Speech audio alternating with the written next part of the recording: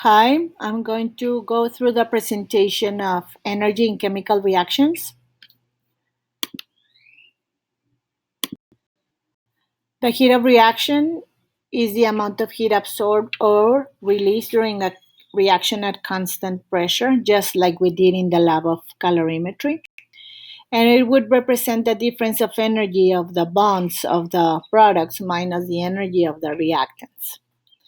It's shown with the delta H. We have endothermic reactions in the lab. Which one was the endothermic reaction? If you remember, it was the one of sodium bicarbonate. As you notice in the lab, the system, the solution, end up lowering its temperature, and that's how an endothermic reaction behaves. Heat is absorbed from the surrounding. In the case of the lab, the surrounding was the water solution. That's why you saw a drop in the temperature of the thermometer. The sign of the delta H would be positive. What this means is that the energy of the products have a higher energy in their bonds than the energy of the bonds of the reactants. If you're going to show this on an equation, you have to place the energy on the side of the reactants to show that the heat is flowing into the reactants to be able to do the reaction. The heat flows in from the surroundings. In the case of the lab, those surroundings was the water, the actual water. In an exothermic reaction, you also did an exothermic reaction in the lab, and it was the dissolution of the sodium carbonate. In this case, as you notice, there was increase in the temperature. Heat is released. The sign is negative, showing the release of heat towards the surrounding. If you're going to, and what it means is that the energy on the bonds of the product is less than the energy of the bonds that keep the reactants together. If you're going to show the heat on a reaction, you have to place it on the product side to show that energy is released. And delta H will have a negative sign, again, showing how the energy flows out to the surroundings. We have here a summary with the delta H. Okay, let's do this learning check. You can pause the video to identify each reaction and to self-check. You can pause the video to work on your notes if you are deciding to do the notes. And then you can check your answers. Of course, letter A is exothermic since the heat is on the side of the products. B, endothermic because it's on the side of the reactants. And here they're telling us heat on the product, so exothermic again. Okay, we're going to start with a little bit of stoichiometry. So as always, given and required, then we're going to make a lab. We're going to think of the conversion factors needed and set up the problems. If you in the paper only give me the given and required, the setup of the problems and the final answer with sig figs, that's totally fine. You can use this in your head. Okay, so an example here. If this is a reaction and we have a positive delta H, remember positive, what would it mean? Think about it. Endothermic or exothermic?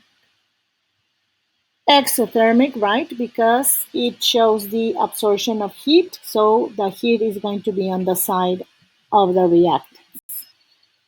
We can relate this heat by using the coefficients of the chemicals involved. So this amount of heat, we can relate it to 1 mole of nitrogen, as we have here, or to 1 mole of oxygen, or to 2 moles of the product, nitrogen monoxide in this case.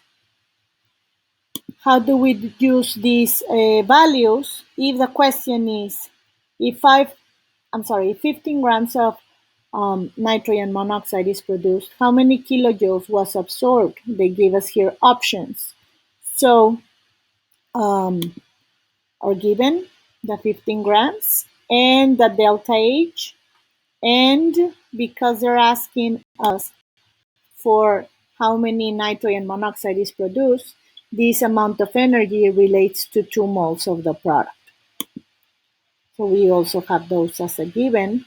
My plan, again, which I can do in my head, is to pass the grams of the nitrogen monoxide to moles and then to kilojoules. We can also think of the conversion factors, no need to show it on the problem. And then the setup. This is a must on your paper. So you start with the 15 grams of nitrogen monoxide.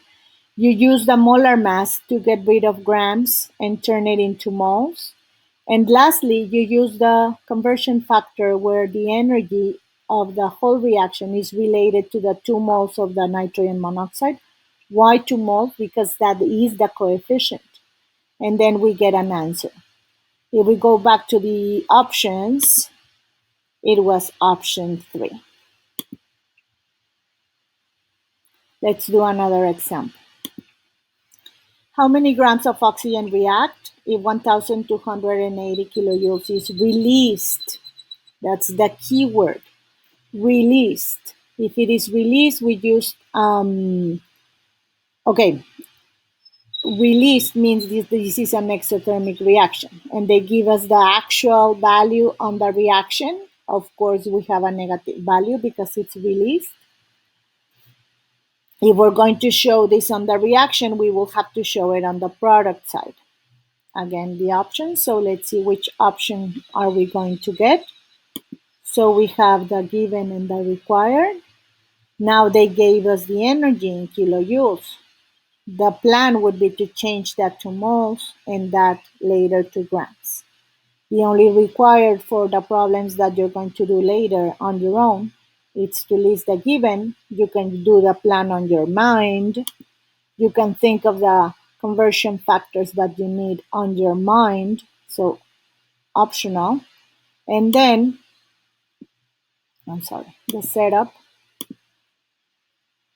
To set up the problem, so you place the kilojoules given, you change it to moles using the conversion factor of the energy given on the equation by the coefficient of oxygen, in this case was 2. And then you change it to grams, from moles to grams using the molar mass. You got option 1 of the ones listed, and that's it. If you have any questions, you can email me or text me or wait for the Zoom meeting that we're having later. Thank you. Bye-bye.